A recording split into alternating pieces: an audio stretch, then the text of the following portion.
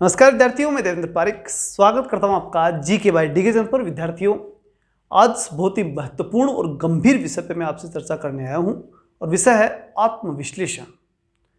आज जितने भी विद्यार्थियों से मिलते हैं उन विद्यार्थियों की जो बड़ी समस्या आ रही है वो है कि वो आत्मविश्लेषण नहीं कर रहे, आत्मचिंतन नहीं कर रहे और यूं चल रहे हैं बेपरवाह, लापरवाह जिसे बोलते हैं।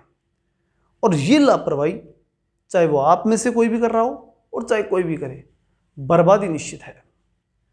इसलिए चाहे आप इस विषय से जुड़े हों नहीं जुड़े हुए हों, लेकिन अगर आप तैयारी कर रहे हैं तो इस वीडियो को अंत तक जरूर देखना, क्योंकि इस वीडियो का जो मेन मॉरल है वो बड़ा इंपॉर्टेंट है। उससे आपको इतना सीखने को मिलेगा कि आज से और अभी से आप में पढ़ाई के प्रति जो ताकत है वो 4 गुना दिखने लग जाएगी। अब क्यों, क्या कह रहा हूं मैं ऐसा? तो सबसे पहली बात ये सुन लीजिए कि जिस दिन आपने टीचिंग ट्रेनिंग के लिए तैयारी की थी, या चाहे आप बीएड एसटीसी जो भी कर रहे थे उसकी शुरुआत आपने कर दी थी, उस दिन जिंदगी के 2 रास्ते आपने तय कर दिए थे। सबसे पहला बर्बादी का और दूसरा सफलता का। सफलता का रास्ता बड़ा मेहनती है, बड़ा कठोर है, इसको सत्य रूप में स्वीकार कर लो। आसानी से नहीं मिलता, जी जान लगानी पड़ती है, क्योंकि केवल आप हो ऐसा बिल्कुल नहीं है। इतनी भीड़ पड़ी है इसमें कि आप कुछ संख्या में हो, आप उनमें से एक हो, लाखों में से एक। इतना समझ के फिर उसके बाद सोचिए, अगर आप गवर्नमेंट जॉब नहीं लगे और उसमें असफल हो गए ना, तो आपकी बर्बादी निश्चित है, इसे कोई नहीं रोक सकता। और अगर आप लग गए तो जिंदगी में कभी टेंशन करने की आवश्यकता है नहीं। अब इस विषय के ऊपर पूरी ध्यान से सुनेगा कि बर्बाद कैसे। जिस दिन आप गवर्नमेंट जॉब नहीं लग पाओगे ना और उसके बाद प्राइवेट सेक्टर में आप काम करोगे, वो समय आज का नहीं होगा। आज तो चलो आप कभी प्राइवेट सेक्टर में काम कर रहे हो, कभी नहीं कर रहे, चल रहा है, तैयारी भी कर रहे हो, सब कुछ आपके अकॉर्डिंग चल रहा है। लेकिन जब आप ये तय कर चुके होगे कि अब गवर्नमेंट में नहीं होगा, उसके बाद में प्राइवेट में जब आप जाओगे, तब तक आपकी उम्र, आपकी एनर्जी और आपकी परिस्थितियां आपको इतनी बाधित करेगी कि बर्बादी के किनारे पर आप खड़े रहोगे। कैसे? उसका सबसे बड़ा रीजन सुनो। एकमात्र ऐसा प्राइवेट सेक्टर है जिसमें ग्रोथ नहीं है, खत्म है इसकी ग्रोथ। अगर आपने मान लो कोई नर्सिंग कर ली, 5-7 साल आप अनुभव लेने में हो सकता है 2-4 हज़ार रुपये में काम कर लो, लेकिन उसके बाद में आप कहीं पर भी अपना खुद का पर्सनल मेडिकल और कुछ अच्छी चीज़ें करके और अपना गुजारा अच्छे से अच्छा बढ़िया गुजारा कर सकते हो, मतलब एक शानदार जीवन जी सकते हो।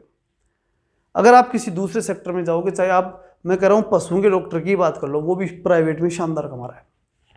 आप किसी प्राइवेट सेक्टर में चल जाओ, परचूनी की दुकान भी देख लो, वो भी हो सकता है शुरू में परेशान हो, लेकिन बाद में बढ़िया लाइफ सेट हो जाती है। लेकिन इस सेक्टर में अगर प्राइवेट सेक्टर में कोई उतरता है और कोई कर्मचारी के रूप में काम करता है, बर्बादी निश्चित है, कोई नहीं रोक सकता। 2 ही चीज़ें सफल है वहाँ, एक तो प्राइवेट इंग्लिश मीडियम स्कूल है और एक बीएड बीएसटीसी। उसके बाद बाकी जो जितनी, चाहे वो कोचिंग क्लासेस देख लो, वो देख लो, फलान देख लो, खत्म है कहानी। बहुत बड़े ब्रांड नेम होते हैं वो चलते हैं, छोटे मोटे कहीं आप कुछ नहीं कर सकते, आपको कोई पूछेगा नहीं, आप 10,000 रुपये भी कमा करके खा नहीं सकोगे। इतनी बुरी दशा है, ये रियलिटी है, इस हकीकत को सुनिए आप। और इसमें ऐसा नहीं कि नहीं ऐसा, ये इस हकीकत से जिस दिन मुकाबला हो गया ना, बर्बादी के उस क्षण से मुलाकात होगी। और उस दिन ये तय कर लेना कि आप इस बीएड और इस ट्रेनिंग के ऊपर इतने ज़्यादा अफसोस करोगे कि मैंने ये क्यों कर लिया।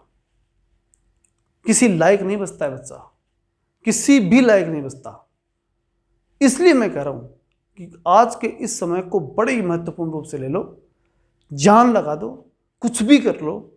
अगर बीएड की है तो सरकारी नौकरी लेनी है, नहीं फिर अब भी छोड़ दो और दूसरे बिजनेस में किसी भी सेक्टर में लग जाओ। इस एजुकेशन सेक्टर को छोड़ देना। अगर नहीं पार पड़ रही है तो, नई क्षमता है, नई धैर्य है, तो इसको अब भी छोड़ देना और छोड़ करके किसी दूसरे क्षेत्र में चले जाओ। क्योंकि यहाँ तो फिर 2 ही चीज़ें हैं, या तो आबादी या फिर बर्बादी।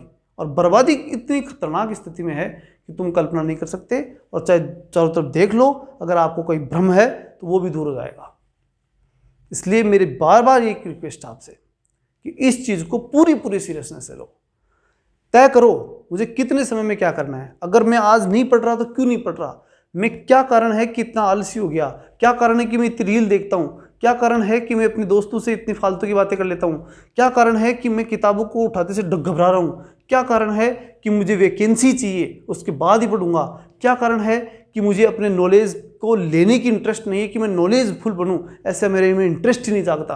अगर ये सब है, अगर ये सारी बुराइयां कि आप सब ये इस नेगेटिव थॉट के साथ जी रहे हो कि चलेगा वैसे चलेगा, तो निश्चित रूप से सुन लो, जिंदगी को उस बुरी स्थिति में लेके जा रहे हो कि जहां से आप जग भी नहीं पाओगे, मर भी नहीं पाओगे, जी भी नहीं पाओगे, बुरी तरह से फंस जाओगे और निकलना मुश्किल हो जाएगा। ये साफ सुन लो। इसलिए अपनी ये सोचना बंद कर दो कि वैकेंसी आएगी तो पढ़ूंगा।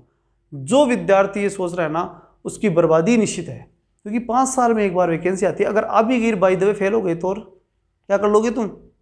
5 साल बाद इंतजार करने बैठोगे, और 5 साल बाद में उसके बाद परिस्थिति तुम्हारे हाथ में नहीं रही तो क्या कर लोगे? फिर उसके बाद बर्बादी निश्चित है। इसमें तो कोई दूसरा ऑप्शन भी नहीं बचता कि कोई ऑप्शन है तो उसको कर लेंगे, कुछ नहीं कर पाओगे। इसलिए मेरी बात को गंभीरता से ले लो। वैकेंसी है कि नहीं है, छोड़ दो उस चीज़ को। तो जो सिलेबस, जो चीज़ें हैं उन्हें अभी से तैयारी करना शुरू कर दो। जान लगाओ, अपने आप को खपाओ, बिना खपाए कुछ होने वाला है नहीं। ऐसे जिंदगी बर्बादी के खाते में लिख लो, कोई रोकने वाला है नहीं। रील देखते रहो लाइब्रेरी में बैठ करके, कौन मना करता है? लाइब्रेरी वाले को तो 400-500 रुपये चाहिए, वो तो ले लेगा, और तुम टांग ऊपर करके बराबर गर्मियों के अंदर ऐसी क्लासरूम में बैठे, वो तो लाइब्रेरी है उनमें बैठे रहो और घुमाते रहो उनके अंदर। कौन रोकेगा?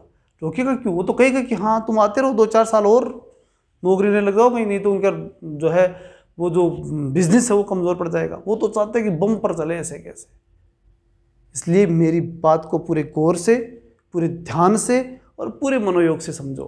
आत्म मंथन बड़ी चीज़ है। अगर तुम नहीं पढ़ रहे, चेक करो अपने आप को। सेल्फ एनालिसिस बहुत बड़ी ताकत है। अगर वो नहीं की तो बर्बादी पक्की है। इसलिए अपने आप को एनालिसिस कीजिए और ये चेक कीजिए कि मैं कहाँ कम हूँ, मैं क्यों नहीं पढ़ पा रहा, क्या रीज़न है। अगर कौन सी चीज़ करूँ तो मैं पढ़ने लग जाऊँगा। अगर ये मोबाइल दुश्मन है तो इसको उठा के फेंक दो साइड पे, कोई ज़रूरत नहीं इसको पढ़ाई के टाइम पे रखने की। जब भी शाम को कभी कोई चीज़ देखनी हो देख लो, बस, इसके अलावा कुछ नहीं। पूरे दिन में एक फिक्स टाइम करो कि इतनी देर पढ़ूंगा तो इतनी देर में मोबाइल हाथ नहीं लूँगा। चाहे कोर्स ले रखा है नहीं ले रखा, फिक्स टाइम करो कि इससे मैं कितने समय तक दूरी रख सकता हूँ। अगर ये मोबाइल दुश्मन है तो इसका टाइम फिक्स करो कि इतने समय तो मैं तेरे को हाथ नहीं लगाऊंगा। ये तय आपको करना ही पड़ेगा, तभी वो चीज़ें एकदम क्लियरली आपके माइंड में सेट होगी। और किताबें ज़्यादा पढ़ो, नोट्स पढ़ो। आप जब तक वो चीज़ें नहीं पढ़ेंगे तो नहीं कर पाओगे। हमारा तो काम पढ़ाना है, हम तो पढ़ाएंगे, यूट्यूब पे पढ़ाना ही हमारा काम धंधा है। हम भाई जब भी हम फ्री हैं तो हम पढ़ाएंगे। मैं नहीं पढ़ा रहा था पिछले दिनों, नहीं टाइम मिल रहा था, मेरे क्या फ़र्क पड़ रहा था? फ़र्क तो आपको पड़ना है। लाइफ आपकी है, सक्सेस आपको ना है। हमारे को तो कोई इशू नहीं है यहाँ पर। इस स्टेज पे आकर हमारे लिए कोई इशू नहीं है, इशू सारा आपका है।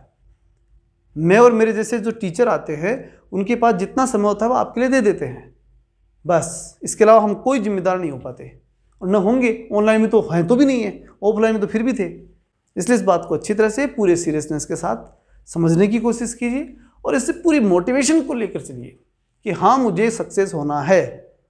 नहीं होने में जो बातें उन्हें दूर करनी है। अगर मोबाइल बाधा है उसे साइड में रखो। घर पे पढ़ाई नहीं हो रही तो कहीं दूसरी जगह लाइब्रेरी में जाओ, कोई बुराई नहीं है लाइब्रेरी, लेकिन वहाँ जाइए किताब पढ़ो, रील मत देखो। और अगर आपको लगता है कि मैं कहीं दूसरी जगह जा कर के रहूँ तो वहाँ जाके पढ़ो। अगर आपको लगता है कि कहीं एकांत सही है तो मेरे पास आ जाओ, मैं तुम्हें स्वागत करता हूँ। मेरी एकेडमी है, जगह है, रूम मिलते हैं यहाँ, खाना बनाओ और खाओ और पढ़ो। जितना मेरे से गाइडेंस हो सका मैं तुम्हें दे दूँगा। ये मैं कर सकता हूँ तुम्हारे लिए। लेकिन इतनी बात है कि पढ़नी पड़ेगी बेटा, बिना पढ़ाई कुछ होना जाना है नहीं, चाहे तुम कितना ही कर लो। ये हवाई बात के लिए बांधने से तो तुम्हारा काम नहीं होना है, बर्बाद हो जाओगे। ये जो समय तुम निकालते जा रहे हो ना, जो जा रहा है, इससे बर्बादी तुम्हारी पक्की है। कोई नहीं रोक पाएगा, दुनिया की कोई ताकत नहीं रोक पाएगी, ये पक्की बात है। इसलिए आज एक गुरु की बात मानते हुए, एक बड़ा भाई मान लो, एक गुरु मान लो, कुछ भी मान लो, इस बात को सीरियस लो और जो चीज़ें अब तक हो चुकी उन सबको छोड़ो और बिल्कुल नए रूप में पूरी ताकत के साथ लग जाओ। चलिए मिलते हैं नेक्स्ट वीडियो में, तब तक के लिए जय हिंद, जय भारत।